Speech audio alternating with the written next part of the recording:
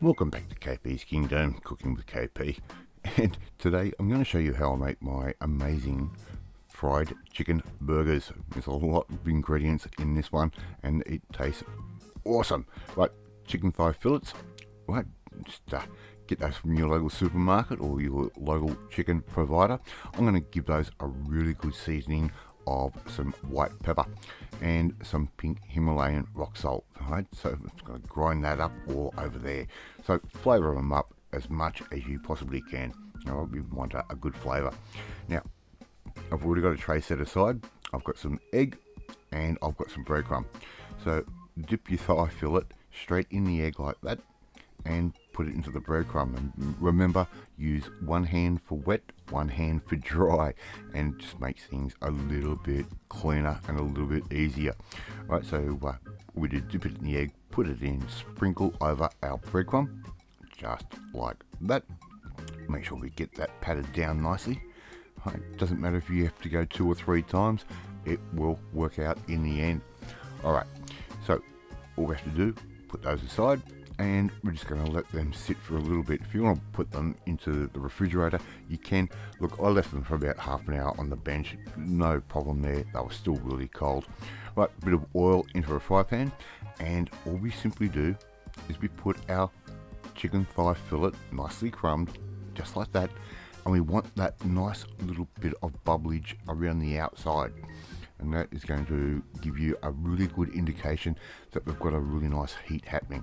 If it's screaming hot, it's going to burn. If it's not bubbling, it's just going to sit there and sink and swim and soak up all that oil.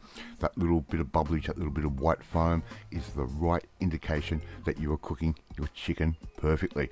Now, I still get an internal temperature thermometer and I will probe these and make sure they're 74 degrees Celsius on the inside, and they will still be really nice and juicy and perfectly cooked all the way through.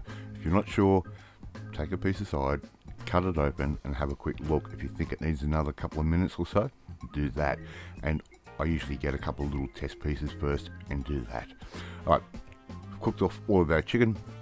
Here I've got a nice piece of lettuce, and all I'm simply going to do is I'm going to leave the heart in there. I'm going to give this a bit of texture. Right, fold all of that up just like I'm doing there and run your knife through, and we want a nice shredded lettuce for this particular burger. If you want to leave it flat, that is up to you.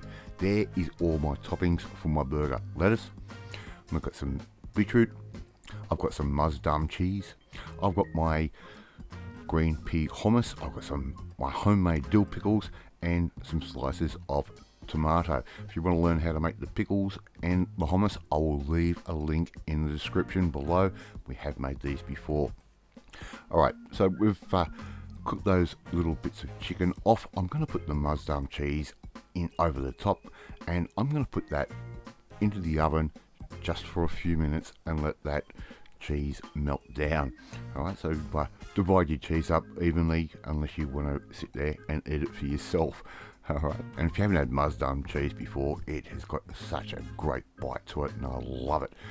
I mean, Jarlsberg tastes great. This, just that little bit of extra oomph, that little bit of extra kick. Alright, so we've got some potato buns, right? Little potato hamburger buns, and I'm just going to put a bit of my homemade ketchup on top.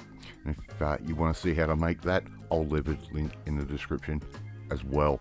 Alright, put a little bit of hummus on the top like that, and this just works. These flavours just work perfectly.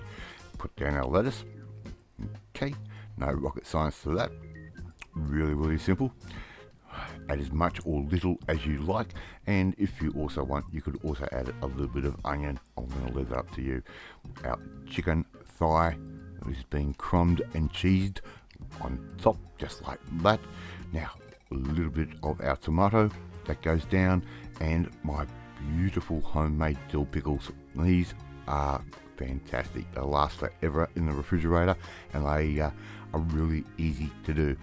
And of course, it won't be an Aussie burger without having a little bit of beetroot. Make sure you drop it off the burger, otherwise you are not doing it right. What we have to do now, Mrs. KP has made some nice little crinkle fries for me, and there you go, your KP's fried chicken burger. I'd love to see you try and make this one at home. It tastes amazing. Alright, even though you need a big mouth to get around it. Thank you so much for watching this video, really do appreciate it. If you like this video, hit that like button, gives me confidence, should make you feel warm and fuzzy too. Don't forget to share this video with all your friends on all platforms of social media. We are trying to get none of KP's Kingdom out there. Don't forget to hit that notifications bell to be notified every time a new video goes up.